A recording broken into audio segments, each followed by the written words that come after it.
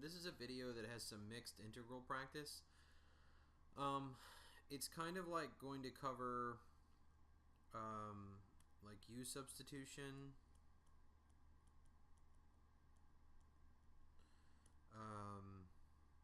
it'll also cover like inverse, trig, integration, and also some by parts.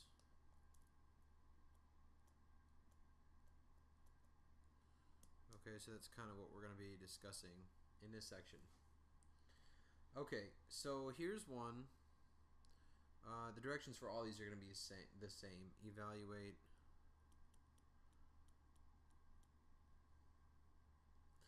each integral. Okay, so here's the first one. Alright, so this is the integral of 4 divided by the quantity x squared plus 9 dx. Okay. So hopefully what you can see from this is going to be the same thing as 4 times the integral of 1 over x squared plus 9 dx, and then this is the same thing as 4 times the integral of 1 over x squared plus 3 squared dx. Now the reason I bring that up is because there's sort of this little fact we kind of know. Let me go back and let me bring up the rule. Where is the rule?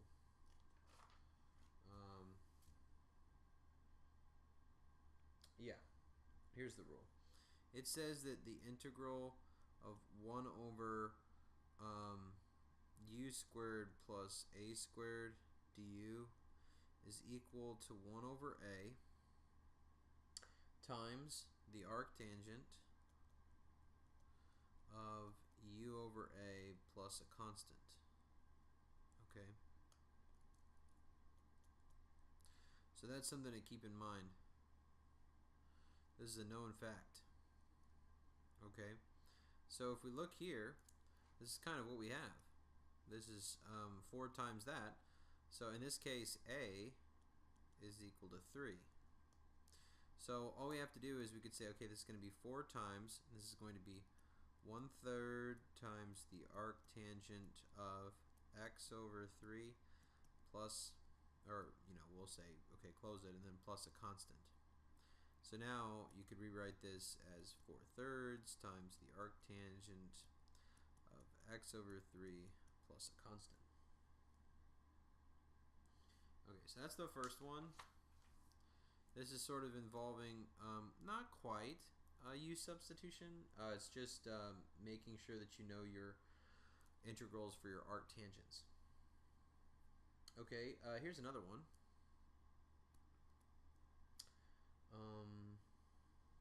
Okay, so suppose we have the integral of 4x divided by x squared plus 9 dx. Okay, well now we're not going to need the arctangent. We can just do a u sub. So what we're going to do is we're going to let u equal x squared plus 9. That would imply that du would be 2x dx. I have a 4 here though. So what I'm going to do is I'm going to rewrite this as 2 times the integral of 2x dx divided by x squared plus 9. Hopefully you can see what I did is I just wrote the dx up here. The dx you can always write out here, or you can write it in the top. You can't write it in the bottom, okay? And then the 4 I basically split up and I wrote that as 2 times 2, and one of the 2's I left and the other 2 I pulled out. So that's the idea there. Okay, so now this is going to be the same thing as 2 times the integral of, and in the bottom I have u, and in the top I have du. So this is really just 2 times the ln of the absolute value of u plus a constant, and then remember u was x squared plus 9, so this is 2 times the ln of the absolute value of x squared plus 9 plus a constant. And then here's the deal. X squared plus 9 could never be negative. Not over a real domain anyway. So this is going to be 2 times the ln of just x squared plus 9. You could replace the absolute values with just parentheses. Why? Because the absolute value of x squared plus 9 is just x squared plus 9. Because this can never be negative. Try it. You won't be able to make that expression negative as long as you're picking real values for x. Okay, so that was another one. Alright, let's do another one that's kind of similar. How about this one? All these are pretty similar. We have 4x squared all divided by x squared plus 9 dx. Okay. Well,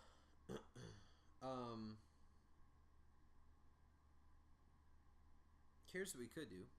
We could use long division on a problem like this one.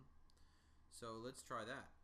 We have 4x squared divided by x squared plus 9. Okay, and you guys will remember long division of polynomials from pre-cal, certainly. If you don't remember it, then you can Google it or you can look in your pre-cal book or something, but it's in there. I promise it's in there in chapter 3 when we talk about polynomial different properties associated with polynomials. So we have 4x squared divided by x squared plus 9. Okay, and so then, okay, x squared will go into 4x squared 4 times. So then 4 times the x squared is 4x squared, and then 4 times 9 is 36. And then I'm going to change all my signs, and I'm going to add down, and I'm going to get just this negative 36. So I'm going to get 4, and then the remainder, so plus negative 36 over this x squared plus 9, because that's the remainder. The remainder is this.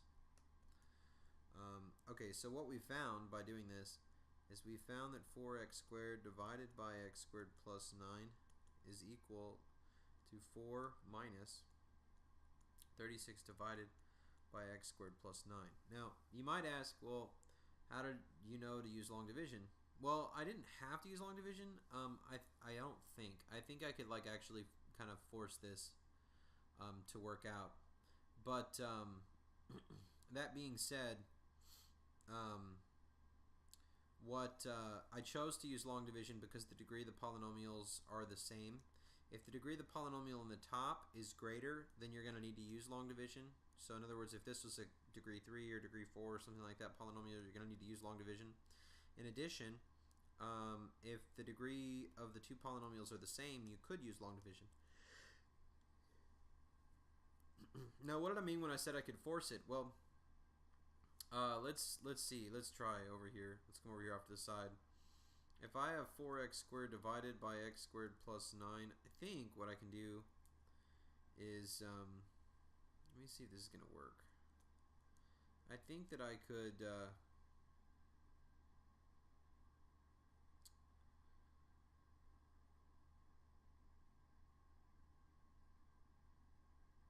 yeah, okay. You could kind of, I'm going to do a trick. So this is 4x squared, and then let me see actually if this is going to work. Yeah, I think this is going to work. So 4x squared, and then what I'm going to do is I'm going to add 36, and I'm going to subtract 36. And then by doing that, I'm going to rewrite this as 4x squared plus 36 divided by x squared plus 9, and then minus 36 divided by x squared plus 9. And then I could factor out a leading coefficient in the numerator of, or a common factor in the numerator of 4. So when I do that, I'm going to get 4 times, and you get x squared plus 9 divided by x squared plus 9 minus 36 divided by x squared plus 9. And then here's the deal. X squared plus 9, if you're picking real values for x, it could never be 0 because x would be bounded between, you know, like 0 and infinity. And so, or I should say this, actually. because if x is allowed to be any number, then when you square it, you're going to end up getting, well, okay.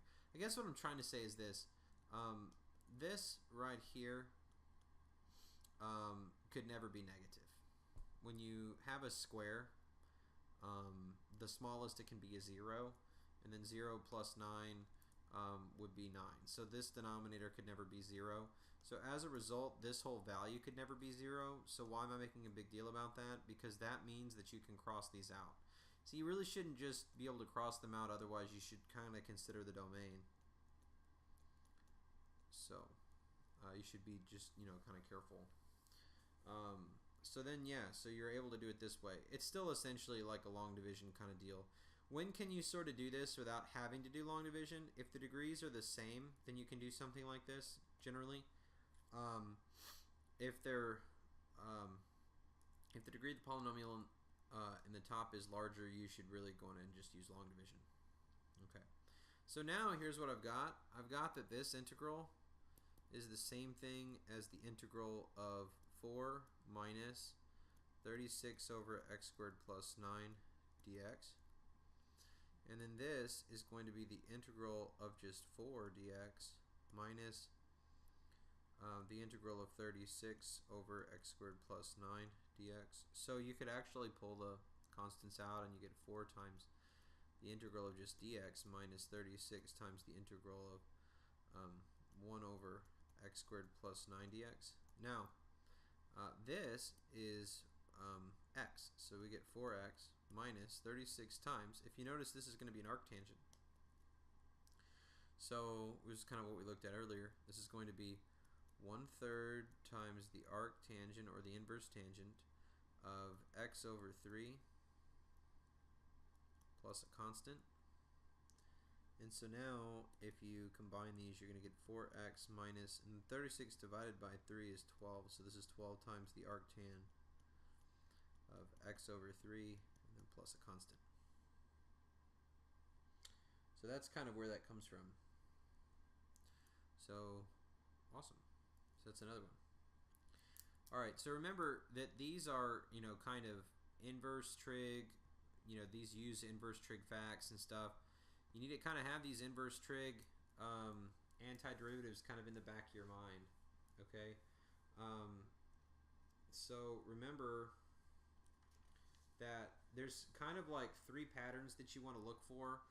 If you see a squared minus x squared, if you see a squared plus x squared, or if you see x squared minus a squared, you need to be thinking about inverse trig. Or it turns out, you could be thinking about a u sub. If you recall, we looked at some of that in 7.3.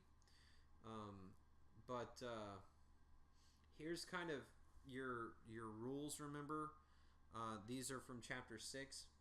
If you have the integral of, say, du divided by the square root of a squared minus u squared, then remember that that's going to be an arc sine of u over a plus a constant, or you could write it as inverse sine. Doesn't matter either way. If you have the integral of du over u squared plus a squared, then just as we saw earlier, this is going to be 1 over a times the arc tangent, or you could call it the inverse tangent of u over a plus a constant. And then finally, if you have something like, where'd it go?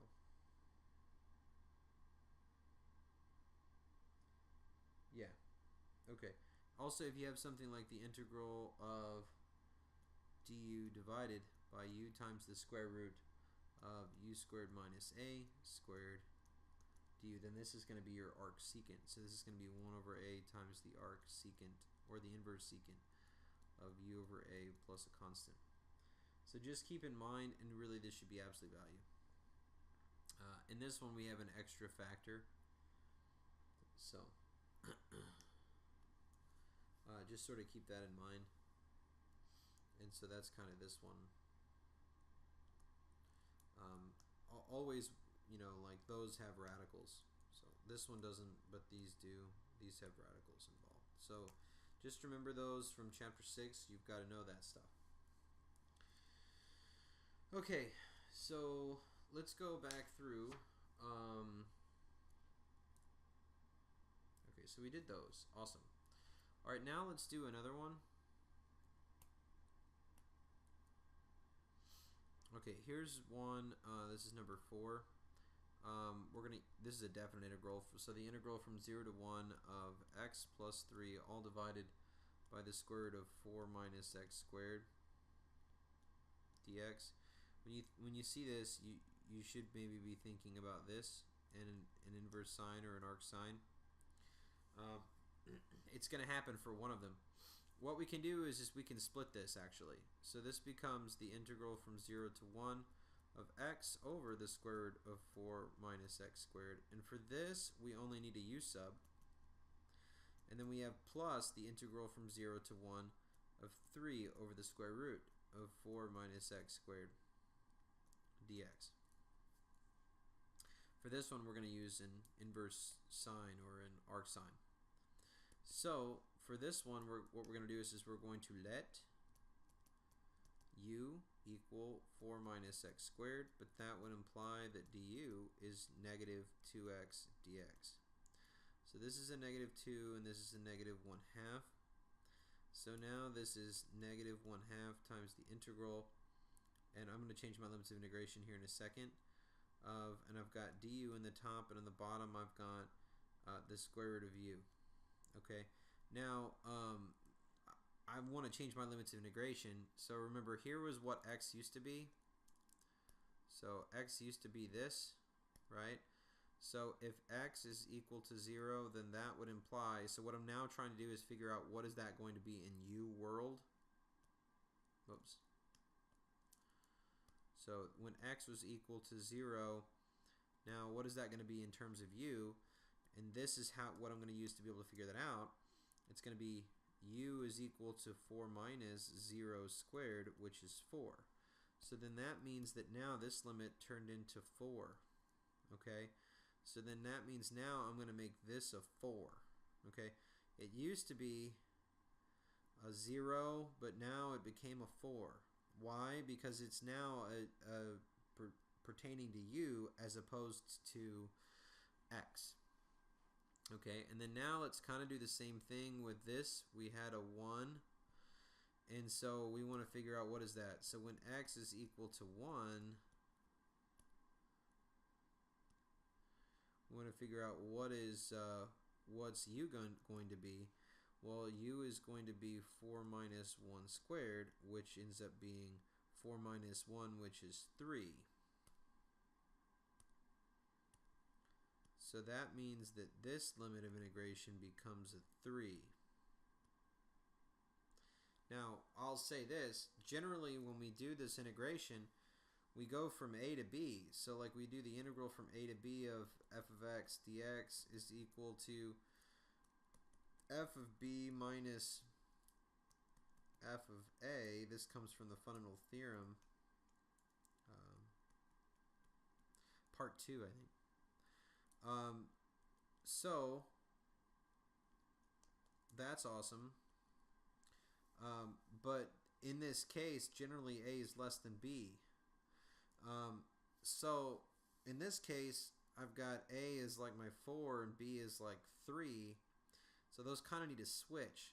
Now, there was a theorem that you should have been taught in Cal 1 that basically says, I'm sure you were taught this, you might not remember it, but it says that this is going to be the same thing as the negative of the integral from b to a of f of x dx, because what that would produce is that would produce negative f of a minus f of b, and if you distribute that negative, then you'd get this. So the point is this, you can reverse these, so you could make this a positive 1/2 the integral from 3 to 4. And then now you could call it u to power negative 1/2 du. Now all I did there was I rewrote this with integration or with exponent properties. So 1 over the square root of u is the same thing as the square root of u to power negative 1, but then the square root of u is u to power 1/2. So it's like this, and that's u to power negative 1/2. So that's the idea. Okay. All right. So that's just exponent properties, exponent rules, like from old school algebra. So now, okay. So just a second before I get ahead of myself. Okay. So you could rewrite that integral as positive 1/2 the integral from 3 to 4 of u to power negative 1/2 du. But before I get ahead of myself, there was an extra integral here. So let's do that. Let's look at that. That's going to be plus the integral. The 3 can come out. The integral from 0 to 1 of 1 over the square root of 2 squared minus x squared dx. If you recall, that's going to be arc sine. That's what we have here, or an inverse sine. This is going to be the inverse sine of u over a. So this is going to be 3 times the arc sine, or the inverse sine, of x over 2 evaluated from 0 to 1. Okay, and so we got to figure out what that is. So this is now going to be 1/2, and then what we've got here is we've got u to power positive 1/2 because we're adding 1 to it. So u to power positive 1/2 over 1/2. And then we're going to evaluate that from 3 to 4, and then plus 3 times the arc sine of, and you could say this is 1 over 2 minus the arc sine of 0 over 2. Now, the 1/2 and the 2 cancel, and this becomes the square root of 4 minus the square root of 3 plus, this is going to be 3 times, okay, the arc sine of 1/2. Well, the sine of pi over 6 is 1/2, so that means the arc sine of 1/2 is pi over 6. Okay, this is the arc sine of 0. Well, the sine of 0 is 0, so the arc sine of 0 is going to be 0. So what we get is we get 2 minus the square root of 3 plus pi over 2.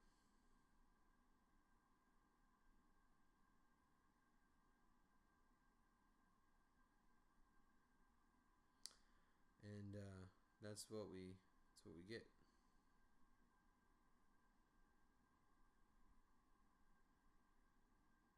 So anyway, that's the deal. That's what we get.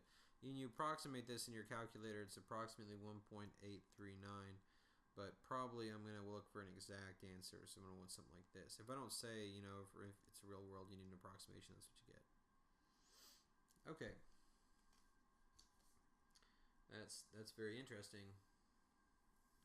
Now let's look at some combinations with these inverse trig functions. So I'm kind of trying to review a lot of the inverse trig stuff because I can kind of tell in class when I bring it up, people are like, huh? So, you know, you got to know that because it's going to just show up randomly, and you got to know this stuff, especially when we move in towards partial fractions decomposition. Next week, you got to make sure you remember this stuff. So let's go through another one. This is number 4, right? So let's go through another one, number 5. So here's one, integrate x squared divided by the square root of 16 minus x to power 6 dx. Alright. Well, here's the deal. Probably this is going to involve a substitution of some sort. Okay? Here's what I would do for a problem like this. This is going to be, I'm going to let u equal x squared. Let me kind of show you the idea first. This is x squared in the top, and in the bottom we have the square root of 16 minus, this is x cubed squared dx. So actually, I take it back. I'm not going to let u equal x squared. I'm going to let u equal x cubed. Because then, if I pick this to be my u, then when I differentiate it, the power drops down by 1, from the power rule. So that means that's going to work out really nicely. So again, the point is that if you let this be your u, when you differentiate, because you always have to differentiate your u, then the power drops down by 1, which is what's up here. So we let u equal x cubed, but that will imply that du is going to be 3x squared dx. So then I get a 3 and a 1/3. So now this is going to be 1/3 times the integral of, and you're going to get du in the top, and in the bottom you're going to get the square root of 16 minus u squared. And see, this is kind of perfect now, because the 16 is really 4 squared, and this is going to be an arc sine perfectly. So this is now going to be 1/3 times the arc sine of u over 4.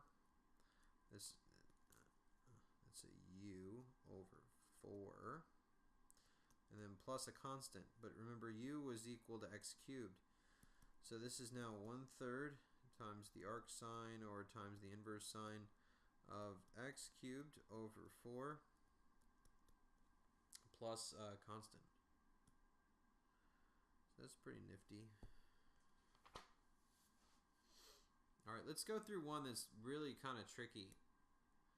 One that's kind of, really kind of hard. This is number 6, I think, right? The last one was number 5. Keep forgetting. Yeah. Alright, so let's go through this one. This one's kind of tricky. It turns out to be really easy, but it's kind of hard to see. So you have 1 plus e to power x dx. So in the numerator it's just 1. The denominator is 1 plus e to power x. Alright, well here's the problem. If you try to do a substitution and you let u equal 1 plus e to power x, then du is going to be e to power x dx, but there's no e to power x up here. So you're not going to be able to substitute. So here's what we're going to do, and this is kind of seems nuts. We're going to add and subtract, or I should say this, we're going to add 0. When I say add 0, here's what I mean. I mean, we're going to add e to power x, and then we're going to subtract e to power x. Alright, and you might be like, well, why? Like, that's just not doing anything. It's adding 0. Well, it's true. It's not doing anything, so that means it's not going to change it. But it's going to change the way it looks. And so that's really what we need here. We need a change of form. We don't want to change what it is actually equal to. We don't want to change what, its value. We just want to change how it looks. We need to change the form. So now this is going to be the same thing as the integral of 1 plus e to power x over 1 plus e to power x dx minus, or I'll tell you what, let me try to make sure this is very clear. I'm going to regroup the terms. And now I'm going to split this into two different integrals. Or I'll say two different fractions. The integral of 1 plus e to power x over 1 plus e to power x, and then minus e to power x over 1 plus e to power x dx. And now I'm going to split it into two integrals. This is the integral of 1 dx minus the integral of e to power x over 1 plus e to power x dx. If you notice, okay, I can make this cancellation, no problem, because e to power x will never be 0. It's got a horizontal asymptote along the x-axis, so it'll never dip below it. So its output will never be 0. And in addition, we're adding 1 to it, so it'll never be 0. So that means it's legal to cancel this out. It's still going to be integratable. So you just get 1. And so then now this is going to be just x and then minus. And then for this one, we can do a u sub now. So we're going to let u equal e to power x, du will, e to power x plus 1, that's the denominator.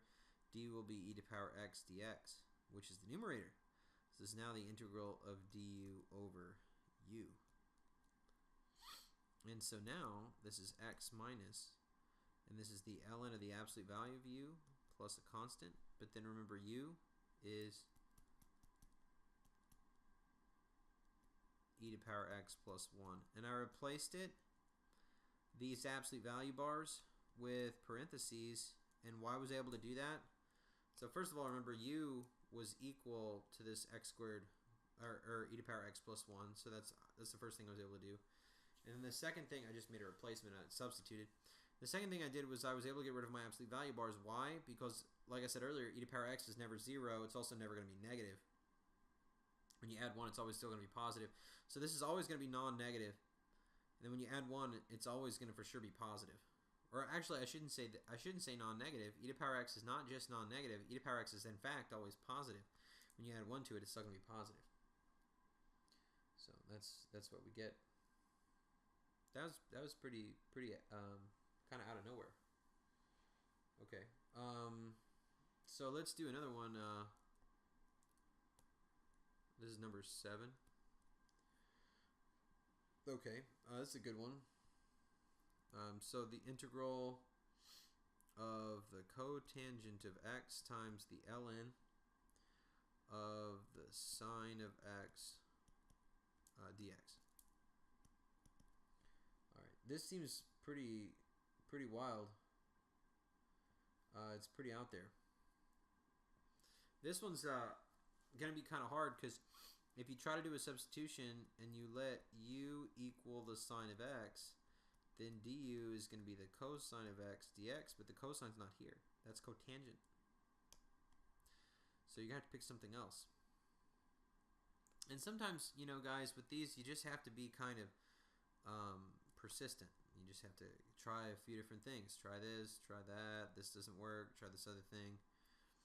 So here's what we're going to do.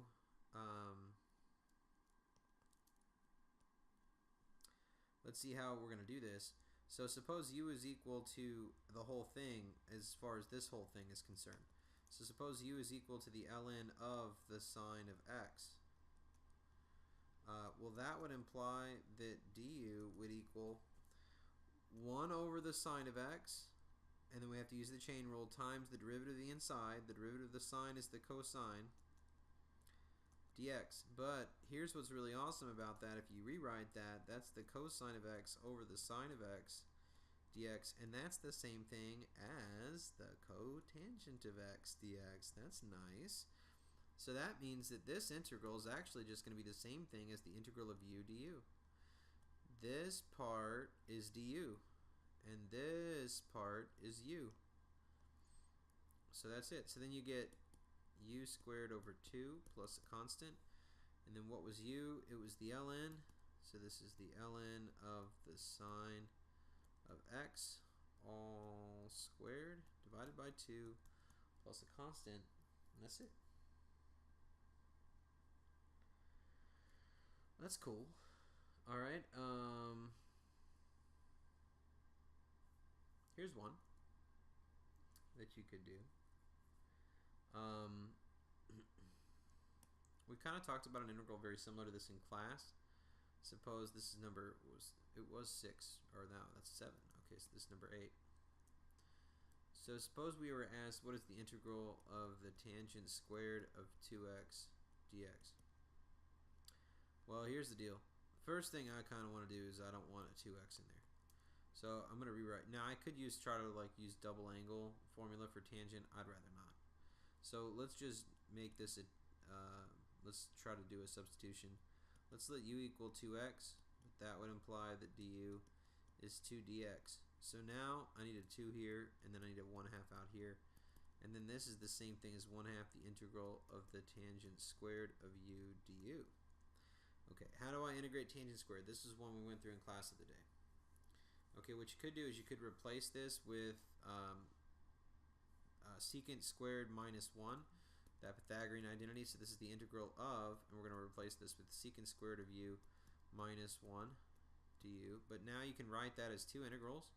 So this becomes 1/2 the integral of the secant squared of u du minus 1/2 the integral, don't forget to distribute the 1/2 of just 1 du.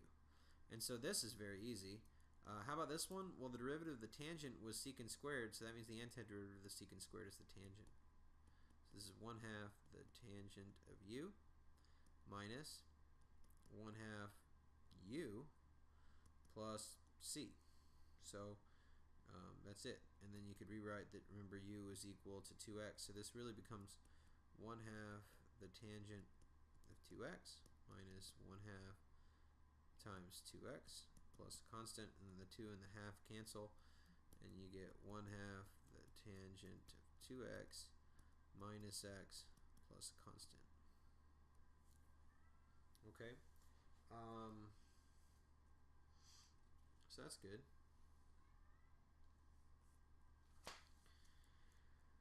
Okay,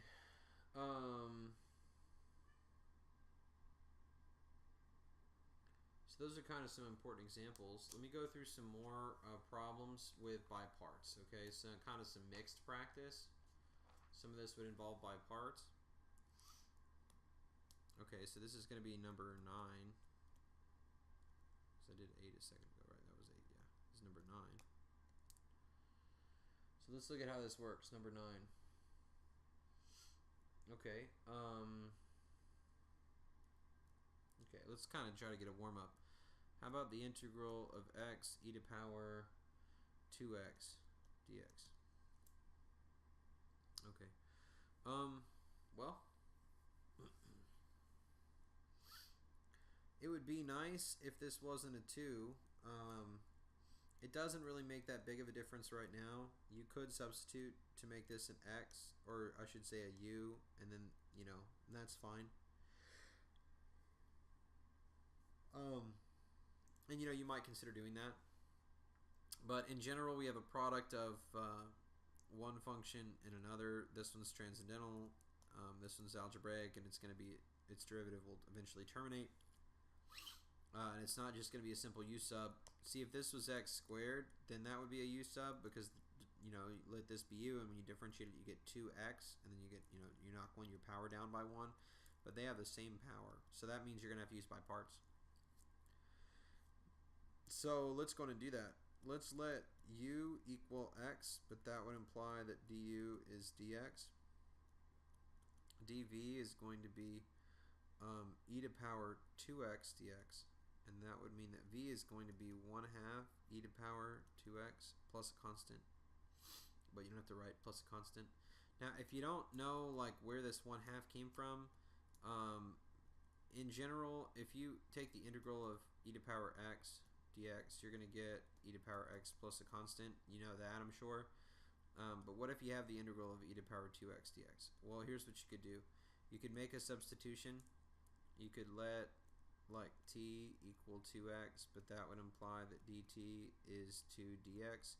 So that means you need a 2 here, but a 1/2 out here. So this is going to give you 1/2 the integral of e to power t dt. And now this is going to be equal to 1/2 e to power t plus a constant. And then the t was 2x, so ultimately you get 1/2 e to power 2x plus a constant. Now, if you think about it, the fact that it was a 2 is sort of arbitrary, and if you try to make a connection between this 2 and your constant, it turns out it's going to be 1 over that constant. So in other words, if you had actually integrated instead, said, okay, well, what is the integral of e to power ax dx, where a is any whole number, say? Maybe say it's positive. So, I mean, it could be negative, I guess, but you need to just be careful with your negatives and stuff. You could say it's negative. But, excuse me, for now, let's just go in and say it's positive, and if it's negative that you have, then you can deal with that separately. Okay. So, the point is that you could let u equal ax, so that would imply that du would be a dx. A is a constant, remember? So now we would need an a here and a 1 over a, and then this would be 1 over a times the integral of e to power u du. And then you're going to get 1 over a times e to power u plus a constant, but remember u was ax, so this is going to be 1 over a times e to power ax plus a constant. So ultimately you can see that that's kind of the form that you get, so you could just use that fact in the future. Anyway, at this point, what we've got is we've got this, so u times v. So u is x times v, which was 1/2 e to power 2x, u times v, minus the integral of v, so 1/2 e to power 2x, minus the integral of v du, so that's dx. So now, from our conversation that we just had, this is 1/2 x e to the power 2x minus 1/2 times. This integral will be 1/2 e to the power 2x plus a constant. A half times a half is a quarter, so this is going to be 1/2 x e to the power 2x minus 1/4 e to the power 2x plus a constant. And you can get fancy pants if you want, and you can factor out a 1/2 and e to the power 2x, and you'd be left with 1/2 e to the power 2x times x minus a half. And that's fine. Okay. All right. Well.